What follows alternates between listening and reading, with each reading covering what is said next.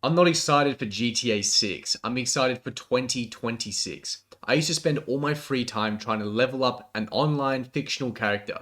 Now, I try to spend all of my free time leveling up my real character in the real world. When you can turn your life into a video game, you make growth easy. You're not worried about if you're making progress, you're worried about how much progress you're making. It's been an absolute game changer for me. So, this is how I've turned my life into a video game, so maybe you can too. First of all, why do we love playing video games so much? I mean, I loved video games. It was probably my biggest crush, the thing that I would spend the most time on. It was video games. And there's three massive reasons why we love video games so much. And that is that it satisfies three main things. It satisfies status, it satisfies progress, and it satisfies achievement. In some way, when you're playing video games, you're satisfying one of these three things. Think about when you first start out playing a video game. You're level 1. You've just begun. What do? The very first thing you do is you might kill some small little creature, right? Not a difficult task. But what happens when you kill him? You level up. You get to the next level. You've achieved some small thing, and there's some status involved with your leveling up. Then the further you progress into the game, the more you level up, the more status you get from the leveling up, the more achievements you accomplish. And it constantly feels great because you're in some way actually leveling up and accomplishing something. Problem is, you're not really accomplishing anything. You're moving your thumbs in circular patterns. You're not actually accomplishing anything in the real world. You just have a really cool character on a few pixels on a screen. So not really actually that beneficial of a task to do, but we don't know the difference. It feels really good. It feels like we're making progress. It feels like we're increasing our status. It feels like we're actually achieving something. So how can we turn our life into a video game? How can we, in some way, make progress, status, and achievement something that we're always striving for? We're always making small bits of progress, small accomplishments, and small achievements. When we figure out how to do that, we figured out how to make our lives a video game. The first thing that everyone understands about most video games is that you have some sort of main quest. You have some main mission that you're trying to accomplish. This is your meta objective, the overall objective that you have. And then within the game, there's probably some other things, some other tasks you have to do along the way. These would be more of your side quests. So generally you have the main quest, the main thing you're trying to accomplish, and the side quests, the things that you do along the way that level you up in some other aspects of the game. What we're trying to do is we're trying to create a main quest for ourselves and then a few little side quests. So the first thing you have to do is actually discover, what are these quests? What's your main quest? What's the main number one objective that you're trying to accomplish? This is your main quest. This is the number one thing for you. And then after that, you might have a few other goals in your life that you're trying to achieve. These are going to be your side quests. I would really recommend having one main quest and then 2 to 3 side quests. So I'll give you an example here. Let's say your main quest is you're trying to build a business. You're trying to create a business so you can earn an online income, so you can live anywhere in the world while you work. You unlock that time, location freedom. That's your main quest. That's the main thing that you're trying to accomplish. Now, does that mean that your entire life has to revolve around this one thing and you can't do anything else? Well, of course not. You probably have some other things that you're trying to accomplish as well. These are going to be your side quests. Important thing here is not to go too crazy on the side quests. If you have, 10, 20 different side quests, you're just splitting your attention, splitting your time in all these different ways, and you're not going to accomplish anything. But if you have 2 to 3 side quests on top of your main quest, that can be a pretty good idea. So, for example, for me, my side quests right now are trying to run a marathon and learning Spanish, as well as just trying to maintain and get in better shape. Whatever these quests, whatever these goals look like for you, you have to actually know what they are, because how can you be progressing towards anything when you don't know what you're trying to accomplish, when you don't know what you're trying to progress towards? You're kind of just standing there doing nothing, thinking, well, I don't really know what I'm trying to accomplish. I don't know what I'm trying to achieve. So the very first step is you have to figure out, what are these goals? What are these quests for me? What is my main quest? What are the few side quests that I'm actually going to do? Real quick, if you would like to reach peak performance, I've left no stone unturned to giving you everything you need, including an entire course on how to remove online entertainment, remove things like video games from your life so that you can turn your life into a video game. So if that is at all interesting to you, I'll leave a link in the description below. Now that we've discovered what our quests are going to be, what are our main quests, What are our side quests? We need to break these down into little chunks. When you play a video game, it's not just the game starts and they go, okay, you have to kill this dragon at some point. They go, all right, it's level 1, you have to do this. And when you do this, you get a little better. Then you do this, then you do this, then you do this. And then by level 100, you're ready to fight the dragon.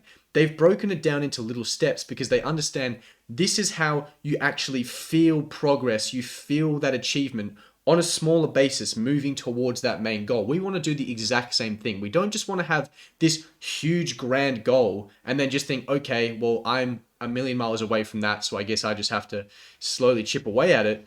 We want to break that big goal down into small little goals so that we can constantly be making progress. We can be accomplishing small goals that are a part of this main goal. I think it's really important here to try and link your accomplishments, link your achievements to inputs rather than outputs. So I'll give you a great example here.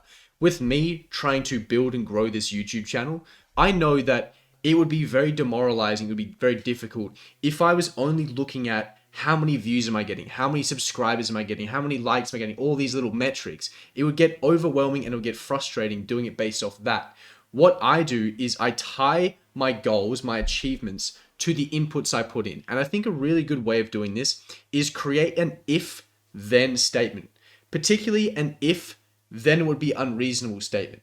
So for me, when it comes to this YouTube channel, an example is if I post 3 videos a week and the videos are constantly getting better and I do that for 5 years, then it would be unreasonable that I will not have 100,000 subscribers, for example, okay? But it's an if then it would be unreasonable statement. So for example, if you're trying to get in really good shape and you say something like, if I continue to eat healthy and I train 4 times a week and I am not constantly slacking off and I do this for a year, then it would be unreasonable that I would not be in very good shape. Whatever the goal is for you, try to break it down into a statement. If I do these things, then it would be unreasonable that I do not achieve that result. And then whatever these things are, whatever the actions are that would make it unreasonable that you won't get that result, those are the goals. That is what you're trying to accomplish, right? If you need to go to the gym 4 days a week to try and build the physique that you want to achieve, then your goal isn't looking a certain way. Your goal is going to the gym 4 days a week. So let's say to get to the next level, you have to go to the gym 4 days a week for the next month. Whatever it looks like for you, it is tied to the inputs. It's tied to your actions rather than your results. Because if you understand what the actions are going to lead to, then it is just a natural conclusion that the more that you do the actions that are going to move you towards the results, you're actually going to get that outcome. I think it's really important to try and break these goals down as small as you possibly can. So for example, going to the gym 4 days a week for an entire week, that might be a goal for you. You might have accomplished something by doing that. Or eating in a calorie deficit for the whole week. That is an accomplishment. Whatever it is, try and make it as small as possible because the smaller it is, the more wins that you can get up. And as you're stacking the wins, it's a positive feedback loop that's going to help you actually stick to it, feel good about actually moving towards a big goal. Because if you have a really, really, really big goal, it takes a really long time for you to actually achieve that goal. So if you just think, well, I'm here now and I'm not at my goal, it seems like a long way away. That's a very difficult thing to do and a very difficult thing to think about. But if you're thinking constantly, I've just made another win towards that goal, I've just made another win and another win and another win, and you've broken it down, I think it's much more likely that you'll actually stick to the inputs that are going to help you achieve that goal. The final thing we should consider here is this goal actually worthwhile?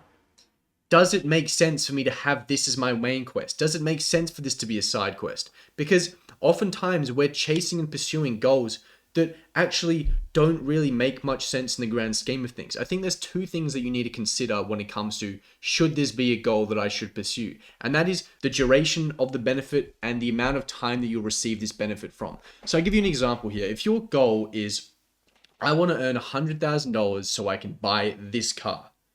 First of all, what is the benefit of this impact? Well, the benefit is you look cool for driving a car.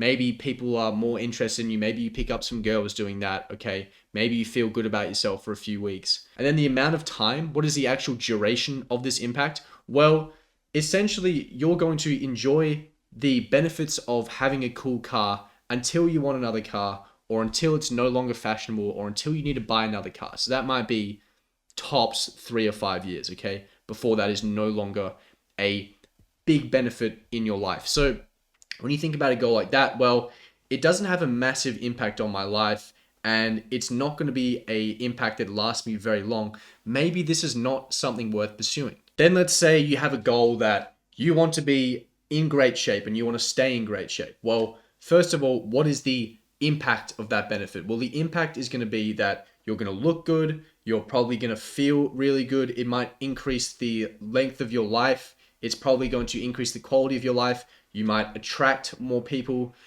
Overall, quite a large benefit. And then if you think about the duration of this benefit, well, if this is something that you want to maintain and continue with, then it's a benefit that's going to last you your whole life. So as you can see here, huge benefit, huge duration of benefit. This is going to be a goal worth pursuing.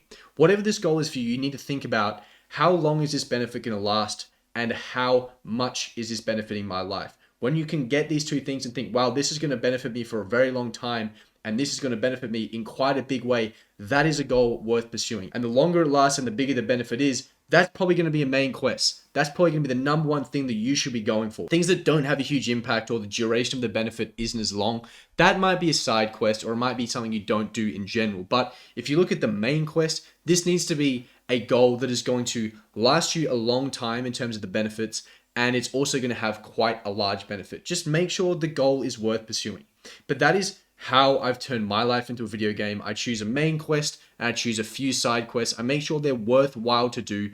I break them down into small little chunks. I think if I do these actions, it would be unreasonable that I do not achieve this goal. Then all of the achievements, all of the progress I make is all centered around the actions rather than the actual outcome itself. That is how I turn my life into a video game. It makes progress very easy, very, very fun. Definitely something worth considering. That's the end of the video. If you like the video, please like and subscribe. There's probably a video somewhere around here that you might be interested in, so I will see you in one of those.